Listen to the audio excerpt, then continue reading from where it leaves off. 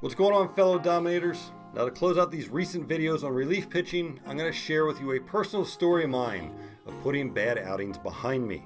Now, for some reason, I tend to find myself in unorthodox situations, yet still manage to get through them.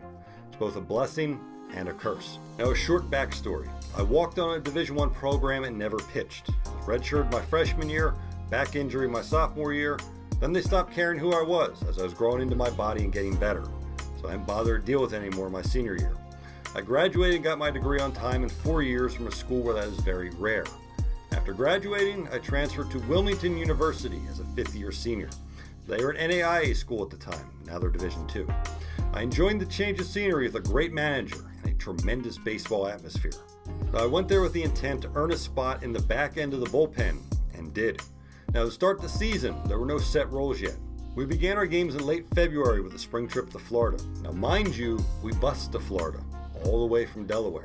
We stopped in North Carolina to play the first game. I pitched a scoreless 8th inning in a losing contest. Then hopped back on the bus to head all the way to South Florida. Got in at 4 a.m., practiced the next day. And the day after, we played against the Florida team, who was ranked in the top 10 in NAIA.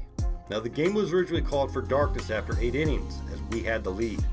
Possibly the only field in all of Florida without lights. Then somehow the decision was overturned, so we played on in the dark.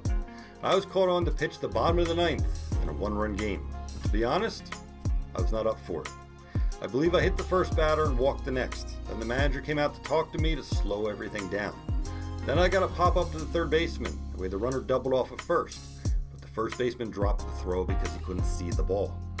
Next batter hit a line drive that just missed my head and rolled all the way to the fence. The center fielder and right fielder never saw it either.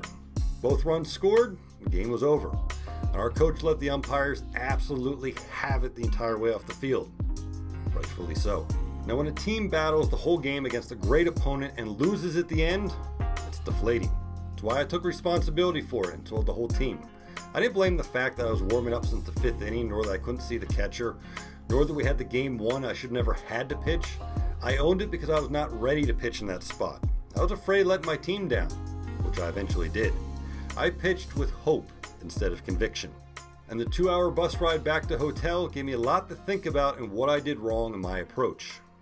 The next day I was called on to close it out again. My manager knew I had to be back out there. I made some adjustments to the bullpen and pitched with conviction to get a 1-2-3 inning. That was great to get back on track. And the next outing was a few days later. I was brought in to face the opponent's best hitter with 2 outs in the bottom of the 6th inning. Now, this was a doubleheader, a 7-inning game. And when I got to the mound, the coach said to me to pitch him inside. This is where he struggles. So the first pitch I missed in, next one got it in again and popped him up to end the inning. In the top of the inning, we rallied from down 5 runs to take the lead. I was going back out there, and the dugout gave me the whole rah-rah treatment. We need you. You gotta want it. You gotta want it, man. We need you. All that jargon talk that doesn't help anything. I walked the first batter and then threw a pickoff carelessly over the first baseman's head. Gave up a single and then got pulled. The next reliever gave up a hit and it was over. Now, this one, I was feeling the pressure from my teammates for not bringing my best effort, pitching scared. It is a lonely, empty feeling. I didn't blame them one bit for being angry. Then we got back to the hotel. I worked on my pickoff move in the parking lot off a brick wall for 20 minutes, and each throw enraged me more and more for not executing with conviction. Now, the silver lining of this outing was the lone hitter, which I did get out, was a future big leaguer. The downside was I didn't pitch the rest of the trip. Sitting and watching for 4 games really puts things into perspective. Now, as we made the 2-day bus trip back home, I had to ponder over the fact that I was 0-2 with an ERA of over 20. A day or so later, I set up a net in my driveway and threw a flat ground. And I told myself, I'm going to throw every pitch like my life depended on it, because I was fed up with the consequences that come from pitching like a little bitch. It was the kick in the ass that I needed. My manager even let me know personally that my ERA was over 20.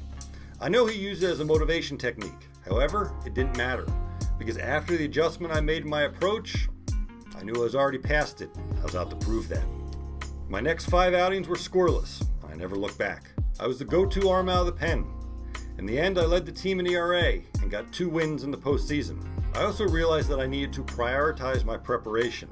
I developed a solid pregame routine of long toss with my catcher.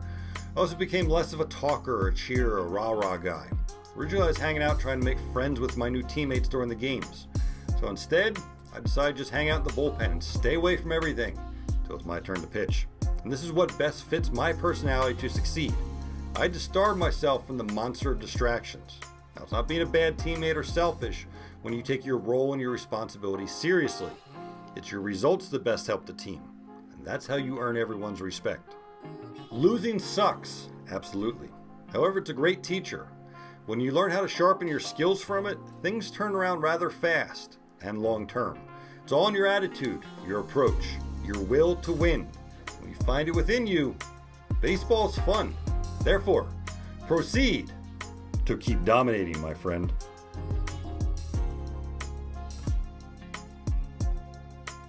Now, in this day and age of social media, everyone posts about their successes. Never once do you hear about a bad game, ever. People keep that one quiet. It's alright. Baseball is a game of both failure and redemption. And when you understand that, you don't beat yourself up so much during the struggle. Ever wonder why a pitcher can be yanked in the blink of an eye and not show any emotion or anger about it? Because he keeps things in perspective. He doesn't take the perceived failure personally. It's a matter of making the adjustments to enhance his craft. So the next time he pitches, he slams the door, shoves the bat you know where, all with the same poker face. Because he knows he's got it. Do you have it? Do you want it? Then fearlessly subscribe here to Slider Domination as your new journey is about to begin.